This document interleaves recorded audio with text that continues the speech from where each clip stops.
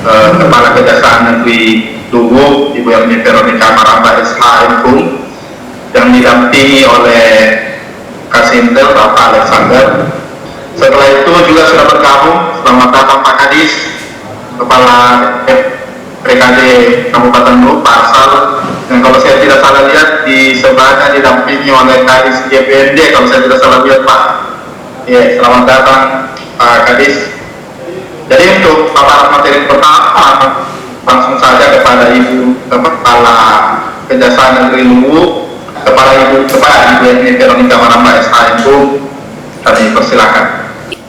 Terima kasih Bang Evan, moderator kita dalam kegiatan program Jaga Desa yang dilakukan melalui aplikasi Zoom berupa diskusi online. Sekali lagi kami mohon maaf dari Kejari-Luwu, memang karena ada masalah jaringan sehingga tadi sempat terputus. Oleh karenanya itu kami kembali menyapa yang saya hormati Pak Kepala Dinas TPKD, Pak Asal, dan PLT DPMD yang ada pada yang ikut bergabung dengan kita pada sore hari ini, dan juga para kepala desa yang saya hormati, yang saya banggakan. Ya, kita coba mengefisienkan waktu karena memang aplikasi Zoom ini hanya bisa berlangsung secara live selama 40 menit. Pada dalam diskusi kita pada sore hari ini, saya ingin menyampaikan materi tentang prioritas pengelolaan dana desa di masa pandemi COVID-19 ini.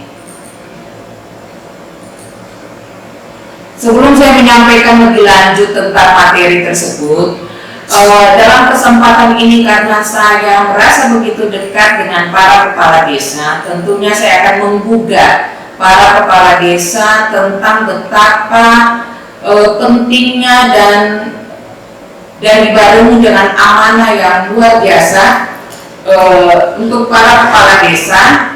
Kalau kita lihat bagaimana tugas dan wewenang dari kepala desa tersebut, coba kita lihat di sini.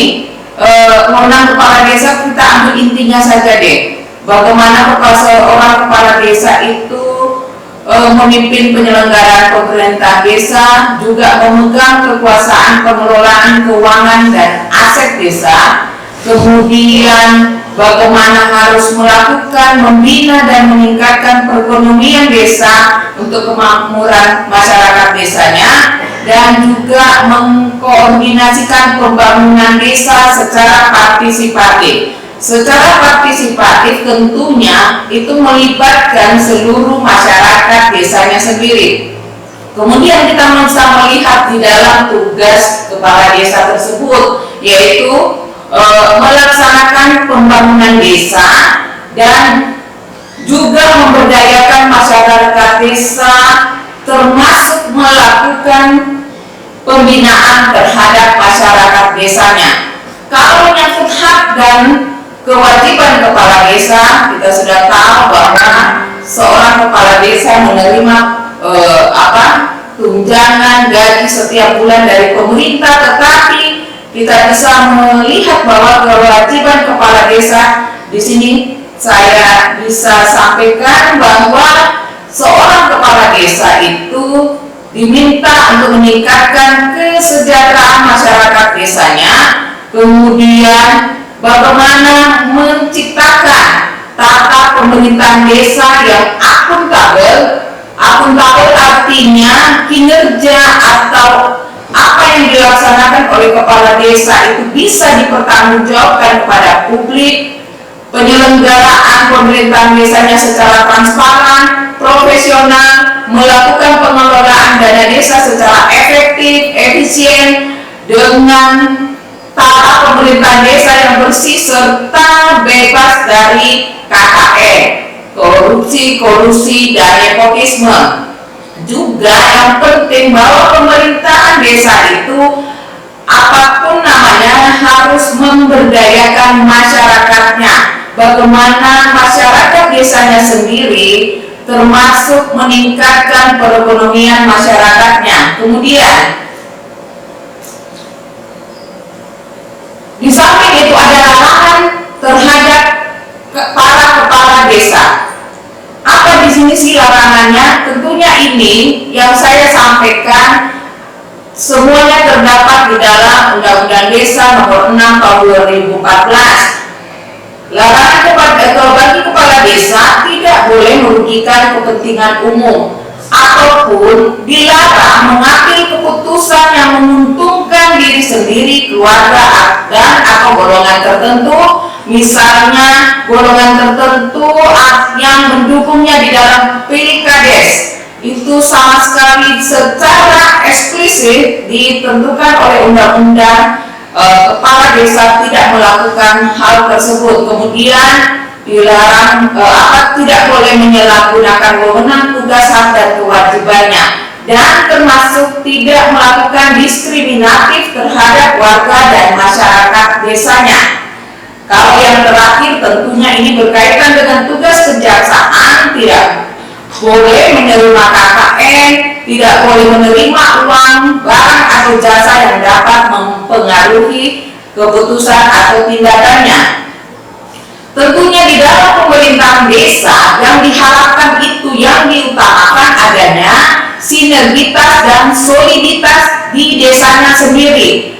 Apa yang menjadi pedoman utama di dalam pemerintahan desa yaitu adanya musyawarah desa yang kita tahu merupakan forum tertinggi dalam melakukan kesepakatan atau musyawarah yang meliputi seluruh aspek di desanya tersebut, dari pemerintahan desa, BPD, masyarakat desanya yang kalau di Kabupaten Luwu bisa diwakili oleh kepala dusunnya dan juga tokoh-tokoh masyarakat yang ada. Dan di dalam sinergitas dan soliditas di desa tersebut, tentunya badan permusyawaratan desa harus melakukan fungsi dan perannya dalam mewakili atau menampung dan menyalurkan aspirasi masyarakat desanya. Di sini kita bisa tahu bahwa ada asas pengaturan desa, kita tidak usah baca semua. Misalnya rekognisi adanya pengakuan terhadap adat di desa tersebut atau aset desa tersebut, atau misalnya batas desa tersebut. Subsidiaritas dalam artian ada pelimpahan kewenangan yang bisa dilakukan oleh pemerintahan desa. Berikut di sini kita bisa tahu bahwa pemerintahan desa atau asas pengaturan desa itu harus mengedepankan kebersamaan, kegotong royongan, kekeluargaan, musyawarah, partisipasi, pemberdayaan, dan keberlanjutan. Keberlanjutan di sini dalam artian bahwa pembangunan yang dilakukan di desa tersebut harus bersifat sustainable atau berkelanjutan. Kemudian kita bisa mengetahui bagaimana sih tujuan pengaturan desa itu. Intinya saja bahwa tujuan pengaturan desa itu yaitu membentuk pemerintahan desa yang profesional, efisien, efektif, terbuka, dan bertanggung jawab dengan menjadikan masyarakat di desanya sendiri sebagai subjek pembangunan. Kita bisa lihat di sini adanya tujuan, prinsip, prioritas pengelolaan dana desa sebagaimana tema yang tadi disampaikan, bahwa ada prinsip-prinsip yang harus dilakukan dalam pengelolaan dana desa. Selain bertujuan menyelenggarakan pembangunan dan pemberdayaan masyarakat, semua kita tahu oleh para kepala desa bahwa yang utama di dalam pengelolaan dana desa itu adalah menyelenggarakan pembangunan dan pemberdayaan masyarakat, dan bertujuan untuk apa? Bertujuan untuk mewujudkan desa yang kuat, maju, mandiri, dan dan demokratis. Nah, itulah yang terus-menerus kami dorong supaya semua desa yang ada di Kabupaten Luwu mau beriktikad berjuang penuh untuk mewujudkan desa yang kuat tersebut maju, mandiri, dan demokratis. Tentunya dengan mengedepankan prinsip-prinsip. Pertama, ada prinsip penggunaan dana desa harusnya bersifat fokus. Kenapa harus fokus? Artinya di sini mengutamakan pilihan penggunaan dana desa, jenis kegiatannya harus sesuai dengan kepentingan masyarakat dan bukan dengan cara praktik dibagi rata. Dalam artian pemerintahan desa dengan tokoh masyarakat yang ada di desa tersebut mengidentifikasi kebutuhan desanya secara skala prioritas. Kemudian prinsip salah satunya lagi bersifat partisipatif, artinya mengutamakan peran serta masyarakat desa, dan kemudian pekerjaan atau pengelolaan dana desa diutamakan dilakukan dengan swakelola. Kalau di dalam peraturan pengadaan barang dan jasa itu merupakan tipe keempat, yaitu di pekerjaan swakelola yang dilakukan oleh kelompok masyarakat. Kemudian sekalipun bahwa di dalam penggunaan dana desa itu yang diutamakan adalah pembangunan pemberdayaan masyarakat, kemudian swakelola, tetapi memang berdasarkan peraturan Kepala LKPP nomor 12 tahun 2019 juga mencantumkan atau mengatur tentang pedoman penyusunan tata cara pengadaan barang jasa di desa. Tetapi ada hal-hal yang harus dikedepankan di dalam oleh pemerintah desa ketika melakukan pengadaan atau barang jasa bila ingin menggunakan pihak ketiga atau melakukan kerjasama dengan pihak ketiga. Tentunya yang tetap utamakan adalah pekerjaan secara swakelola. Ada yang dilakukan misalnya pengadaan barang jasa dengan melakukan pembelian langsung, juga ada dengan cara melakukan permintaan penawaran yang disebutkan permintaan penawaran bisa dilakukan kepada paling sedikit kepada 2 penyedia. Kemudian pekerjaan swakelola itu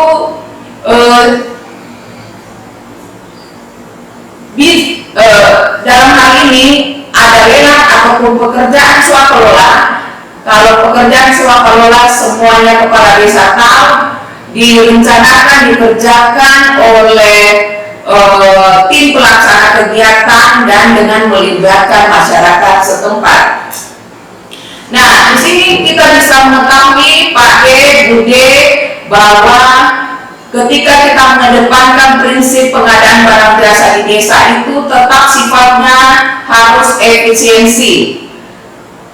Efisiensi dalam hal ini meskipun kita menggunakan dana dan daya yang minimum, tetapi tujuannya untuk mencapai kualitas dan sasaran dalam waktu yang ditetapkan dengan kualitas yang maksimum. Kenapa disebutkan kualitas dana dan daya yang minimum? Karena kita tahu keterbatasan dana desa yang disalurkan kepada masing-masing desa antara 800 dan 1 miliar sekian. Kemudian harus bersifat efektif. Efektif dalam hal ini tentunya harus memberikan manfaat yang sebesar-besarnya, dan ketika memilih untuk dilakukan pengadaan barang jasa tersebut harus bersifat transparan. Bersifat transparan ini di dalam artian masyarakat desanya sendiri tentu harus mengetahui apa sih yang dikerjakan oleh pemerintah desanya atau perangkat desanya. Kemudian harus bersifat terbuka dan tidak melakukan pengadaan secara KKN yang seperti disinggung di depan. Kemudian juga prinsip pengadaan desa itu tetap yang menjadi filosofi pemerintahan desa, yaitu pemberdayaan masyarakat. Bagaimana masyarakat dibangun, bahwa adanya pemberdayaan masyarakat bisa menjadi tempat masyarakat untuk memahami, mendapatkan pembelajaran bagaimana dapat mengelola pembangunan desanya, merasa memiliki desanya dan ingin membuat desanya menjadi maju dan mandiri. Tentunya prinsip pengadaan desa yang tidak bisa dilupakan yaitu adanya gotong royong. Gotong royong itu dimulai dari desa sampai seperti kita menghadapi pandemi COVID-19 ini juga dikedepankan gotong royong. Kemudian kalaupun ada disebutkan ada prinsip bersaing, adil dan akuntabel, semuanya itu dilakukan dengan tidak hanya berkaitan dengan sekelompok orang tertentu. Itu yang harus dihindarkan, dan prinsip pengadaan desa itu harus bersifat adil. Kita bisa lanjut kemudian bahwa semuanya itu pengadaan desa itu harus memperhatikan kondisi sosial budaya masyarakat setempat, karena dengan keadaan yang seperti itu yang dikedepankan adalah kondisi masyarakat setempat. Saya melihat di berbagai ketentuan, baik di Permen Desa, baik di PMK dan maupun Permendagri, masalah untuk mengedepankan keadaan masyarakat setempat, bahkan misalnya di desa tersebut ada didorong untuk melakukan pencegahan stunting. Contohnya seperti itu. Kemudian apabila pengadaan itu dilakukan dengan melakukan pekerjaan swakelola, maka itu mengutamakan peran serta masyarakat dengan memaksimalkan pemanfaatan sumber daya yang ada di desa secara gotong royong, melibatkan partisipasi masyarakat, dan itu yang diutamakan. Berkali-kali saya sampaikan bahwa yang diutamakan adalah pekerjaan swakelola, sehingga kalaupun berdasarkan hasil musdes kemudian ada suatu kegiatan atau pekerjaan yang tidak bisa dilakukan secara swakelola, maka memang apa boleh buat itu bisa dilakukan melalui penyedia, baik sebagian maupun seluruhnya. Tetapi menurut pandangan saya, karena dana desa itu sangat terbatas, sehingga apabila ada satu kegiatan atau pekerjaan yang dilakukan yang cukup krusial yang tidak bisa dilakukan oleh masyarakat secara atau pemerintah desa secara swakelola, maka tetap melibatkan masyarakat ataupun penyedia, hanya misalnya alat beratnya bisa dilakukan dari penyedia, tetapi pembangunan secara keseluruhan harus dilakukan dengan melibatkan masyarakat di desanya sendiri. Kemudian kita bisa melihat penggunaan dana desa tersebut,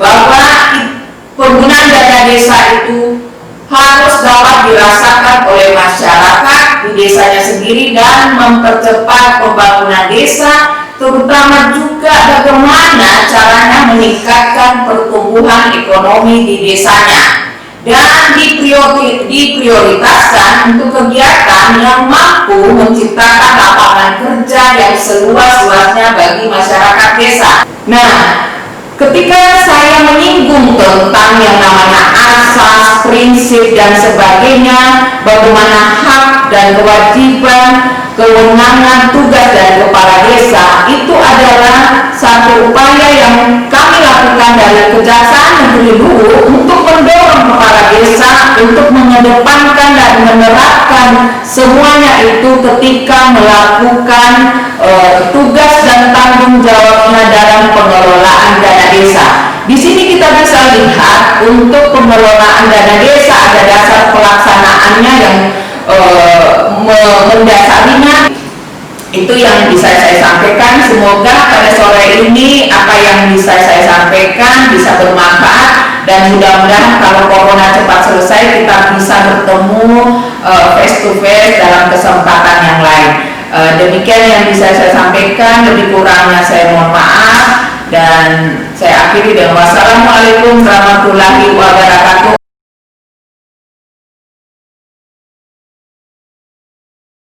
Assalamualaikum warahmatullahi wabarakatuh.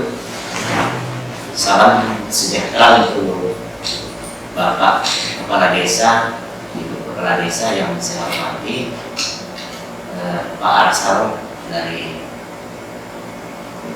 BPKD dan Ketua BPND yang saya hormati pula. Sedikit saya tambahkan, ada ingin mempertegas yang sudah disampaikan oleh Ibu Bayari, di mana dari pertanyaan itu mempertanyakan apakah boleh membuat MOU dengan kepala desa, boleh membuat MOU. Silakan. Saya hanya ingin mempertegas, silakan. Tapi jangan sampai dengan membuat MOU dengan pihak lain, karena di sana justru lagi di situ alasannya bahwa kan gunakan untuk membuat MOU, jadi ada administrasi. Kalau misalkan membuat MOU tanpa administrasi ataupun hanya sebatas koordinasi, silakan. Yang betul-betul menunjang pembangunan desa, dalam hal penggunaan dana desa menunjang pembangunan desa, jadi masyarakat. Kemudian fakta lapangan membuktikan bahwa, mohon maaf ya, mungkin ini bisa disampaikan kepada para pendamping desa terkait adanya pendamping desa baik dari kabupaten maupun kecamatan. Para bapak desa, pak kepala desa dengan ibu desa jangan terpaku bahwa ada pendamping dia yang membuat RAD atau perencanaan.